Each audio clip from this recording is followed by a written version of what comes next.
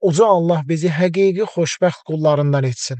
Həqiqətən də möhtərəm cəmaət, nə qədər şanslıyıq, nə qədər Allah Subhanahu taalanın bizə böyük və əziz nemətləri var. O qədər şanslıyıq, o qədər böyük imkanlarımız var ki, biz namaz qıllıq, biz oruç tuturuq, biz Qurani-Kərim oxuya bilirik, biz Allaha dua edə bilirik, Allah Taalanı zikr edə bilirik. Allaha həmd olsun ki, sələfiyik, əhlüsünnə vəl cəmaatıq. Allaha həmd olsun ki, biz müxaliflərdən, xavaricdən, hizbiçilərdən, digər bidət və zəlat əhəllərindən deyilik. Allaha həmd olsun ki, biz müsəlmanıq. Nə qədər şanslıyıq, nə qədər xoşbəxtik, möhtərəm cəmaət. Nə qədər Allah Subhanahu taala bizə nemətlər verib, nə qədər Allah Taala bizə qapılar açıb. Üzərimizə namaz kimi, baxın cənnətin 8 qapısı var. Onun biri namazdır, onun biri orucdur, onun biri həcdir, onun biri zəkatdır və digər qapılar. Allah Subhanahu taala bizə onları açıb, namaz qıla bilirik, oruç tuta bilirik, həcc eləyə bilirik, zəkat verə bilirik. Allaha həmd olsun. Çox şanslıyıq. Çox şanslıyıq ki, Allahın